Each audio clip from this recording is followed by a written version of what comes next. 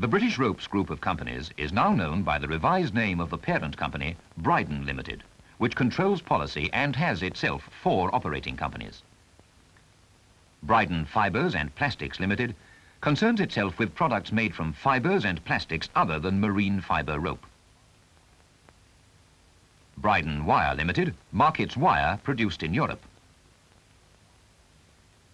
And Bryden Engineering Limited with its wide range of engineering products.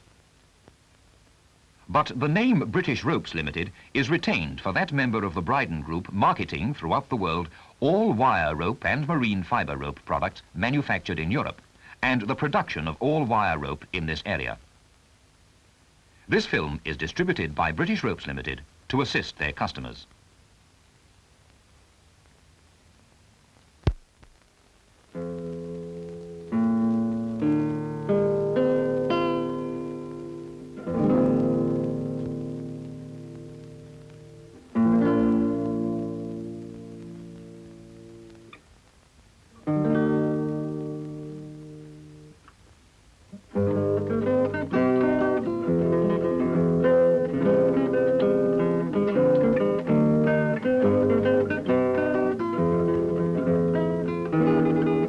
There was a time when any odd bod could be a slinger. Come on, George.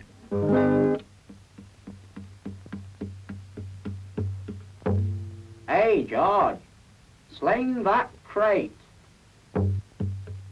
And the sling was the first piece of rope that came to hand.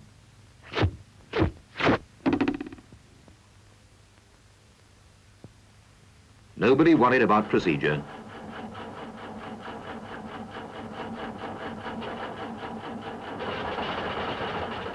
Nobody worried much about safe working loads, so long as the load was lifted.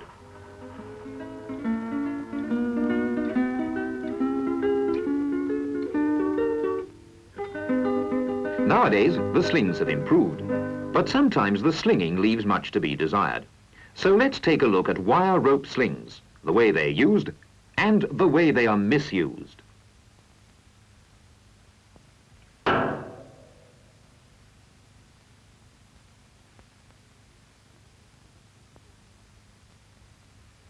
The sling is a faithful servant, handling practically every commodity and article we use at some stage or other.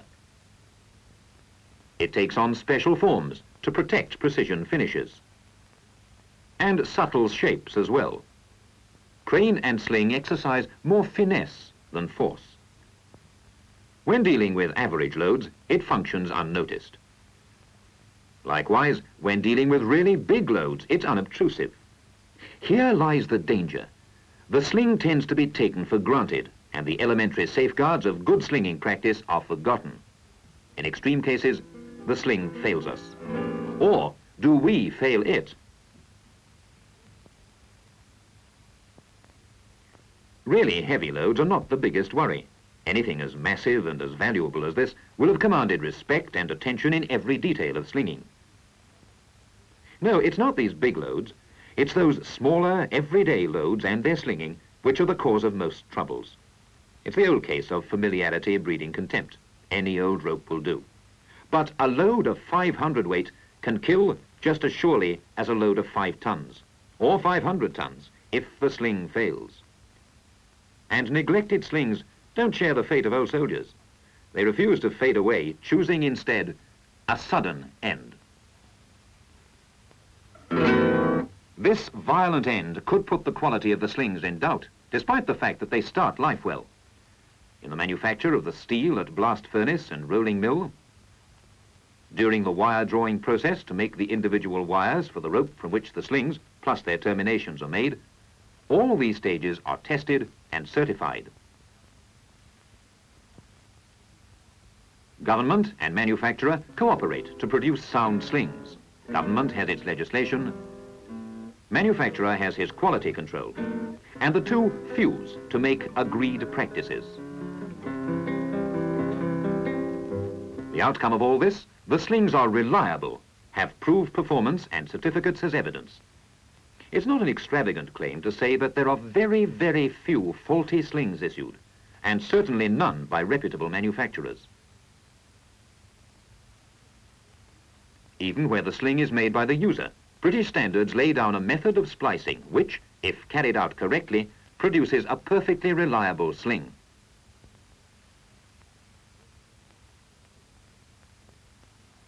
Note the cautionary phrase there, if carried out correctly. There are two old-timers which have no place in the good slinger's repertoire, the bulldog grip and the Liverpool splice. First, the bulldog grip. It can catch on the load, and the tail end draws through all too easily.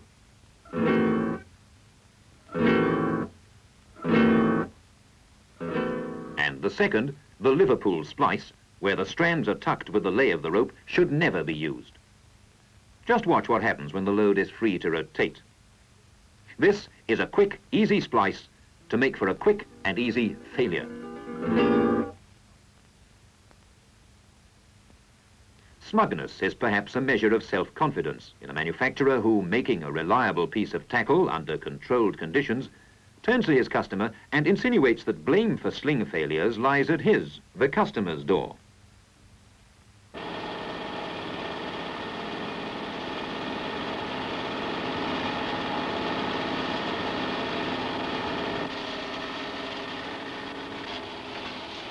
But it's one thing to make tackle under ideal conditions. It's a different kettle of fish to keep track of tools and tackle on a busy shop floor. Ask any storeman. But where's that chain of responsibility we were talking about earlier? Quite a lot of people from a wide range of interests are concerned with slings. Government, manufacturer, user, government departments, insurance, professional institutions and other interested bodies combine to produce British standard specifications. Production is adapted to meet these requirements, and the product is the finished sling, delivered to the customer, or to be exact, to his sling store. As far as this, the sling has led a sheltered life, and should continue to do so in the sanctity of the store. However, this is not always the case. Pressure of work and oversight, and that batch of new slings finds itself on the dog shelf. Even a dry floor is no place for slings.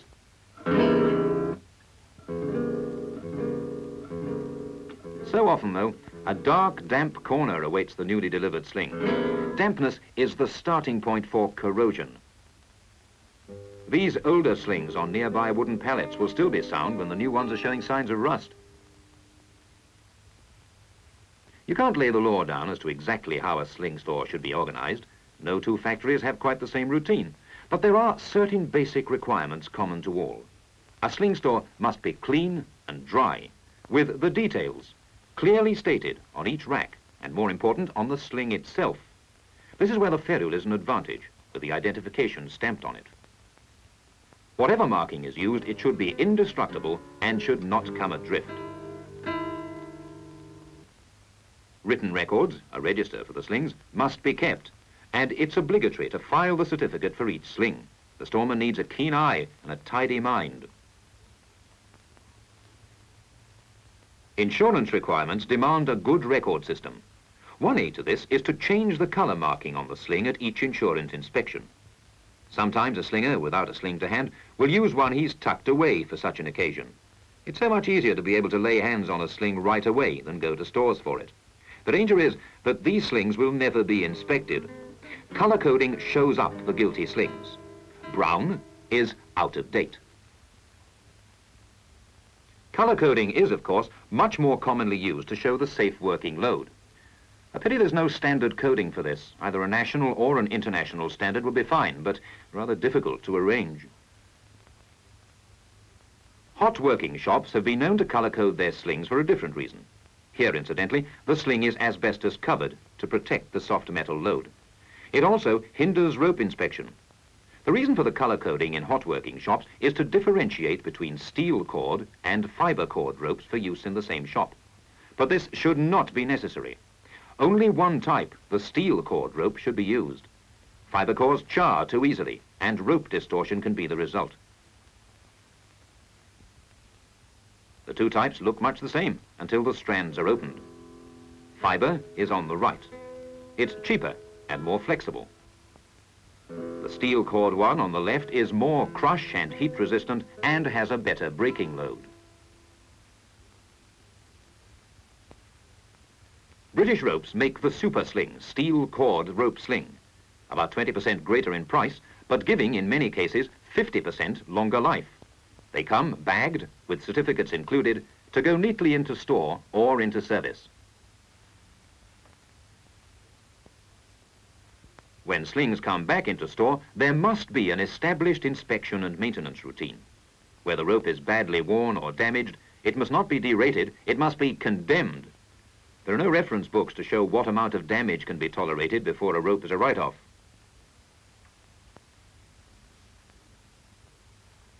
The best thing to do with a damaged rope, if you'll excuse an ambiguous but irresistible pun, is to sling it.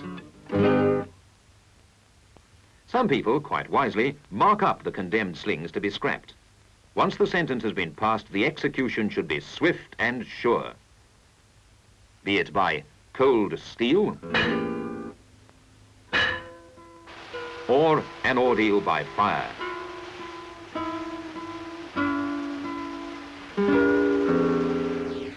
There can be no mistake once the sling has been cut. Throwing it on the nearest dump is not the answer.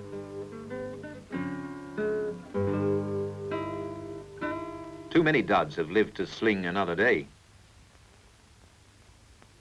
In the broader sense, storage extends beyond the grill of the store compound. It's impractical to run to and fro to the compound all the time, so temporary storage is provided on the shop floor. But all too often, literally on the shop floor. Now this is inviting damage.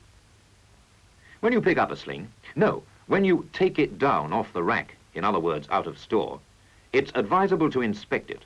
And inspection means checking for wear and tear, and also checking the identity number, which is neatly stamped on the ferrule.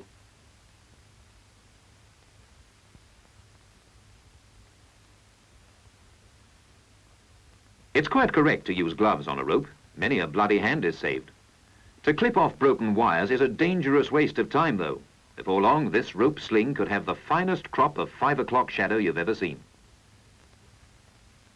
It's all very well to have checked on the safe working load, but this figure can be severely reduced by the manner in which the sling is applied to the load.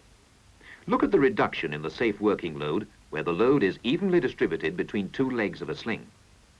Each leg of this sling will take 5 tons when the load is applied directly, the combination taking 10 tons. As the angle between the legs increases, the safe working load is reduced.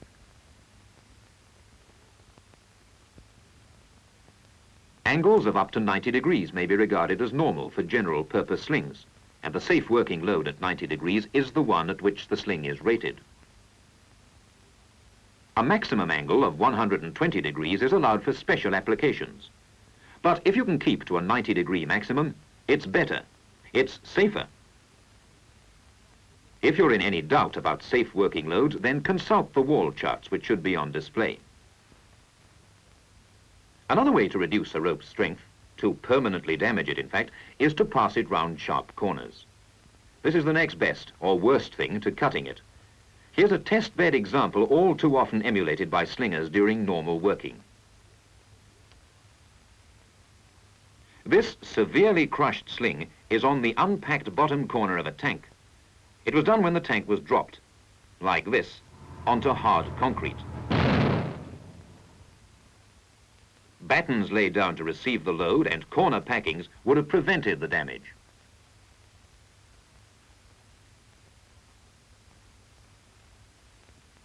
But the packing at the corners must be something suitable, such as rubber or wood, not a soft material like this. Here's a generally untidy bit of slinging, and no amount of packing could stop this kinking. It just isn't slinging, a bit of lashing through the load's eye without any protection. Next time this is used, it'll be one step, one short, broken step, to the Black Museum. It would be interesting to know by exactly how much a braking load would be reduced by a kink like this one. But it could be dangerous knowledge, in that it might lead to risks being taken. You can bet your boots that it will break much sooner.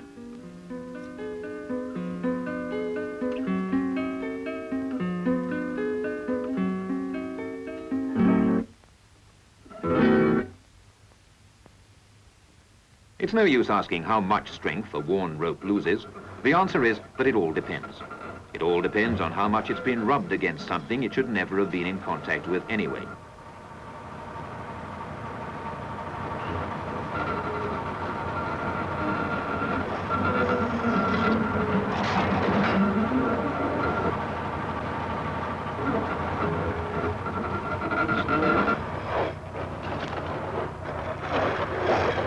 Another way of lowering a sling's breaking load is to expose it to a snatch load.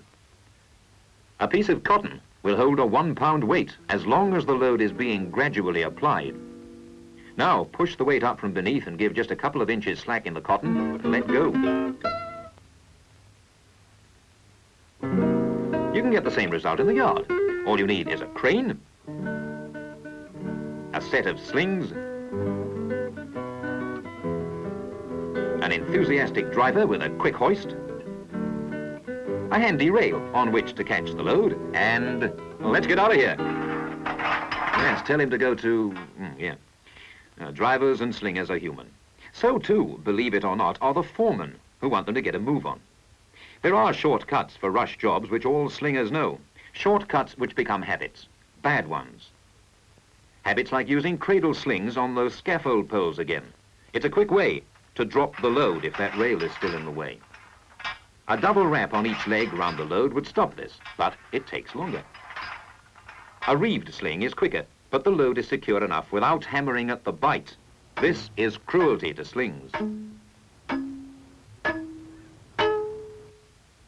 It saves time to leave the safety catch undone, at least half a second. And there could be a snag here. 4 legs and he's only using 2. Is this chap going fishing?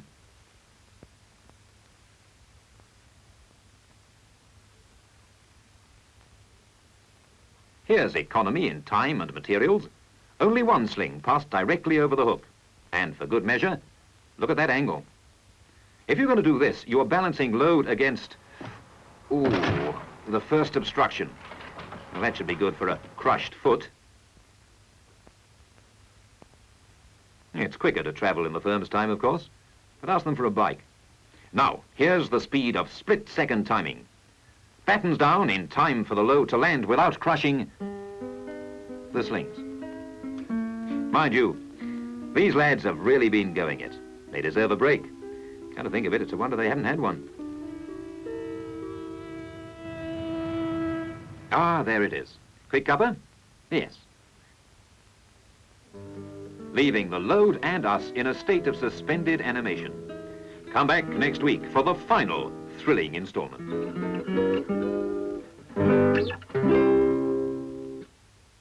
Seriously, slingers in general are doing a great job. And the fact that there are few mishaps with slings is a credit to the slingers as well as the slings.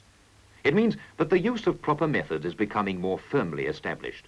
Over the years, these slinging methods have been evolved as happy combinations of safe working and expedient working. Every accepted sling method is intended for certain types of loads, and if these are regular loads, the slinger can reserve particular slings for them, paying attention to the points where damage could take place. On this reeving sling, a stirrup prevents the loop from collapsing and also prevents any sawing action taking place at the bite. Where he has a longer load, the slinger uses twin slings, bearing in mind the reduction of safe working load by using the slings at an angle.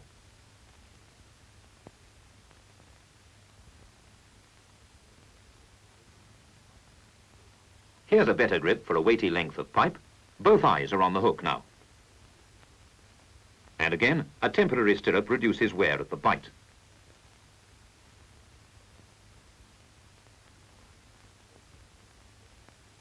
An improvement on this Holshing sling is a flat sling, such as tector load. In fact, where there is pipe laying, there is tector load. It's safer and more efficient, especially for handling long, flexible loads. Hidden away under the cover are 6 strong wire ropes to firmly cradle the load. For long cylindrical loads, or where the headroom is restricted, a double wrap gives greater security against a sideways slip. All 4 eyes are on the hook. Cradling would be unsuitable in this case.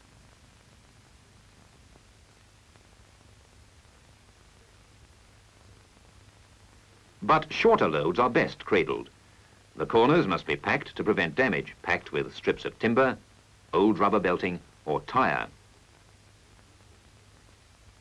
One of the simplest methods is this cradle sling.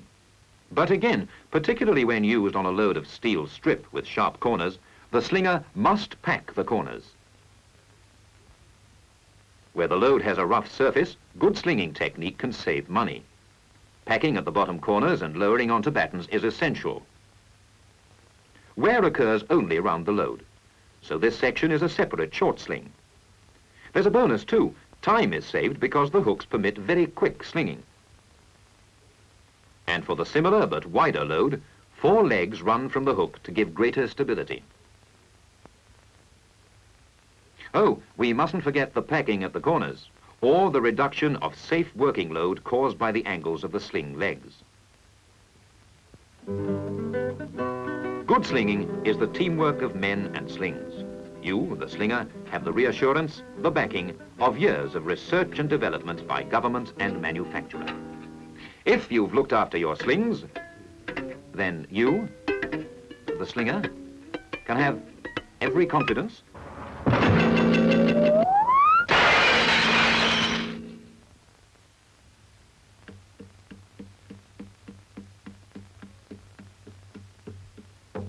George! George! George! George! George! George! What's this? Super slings? Super loop? Oh, it's a load of that British rope safety literature. George must read this sometime.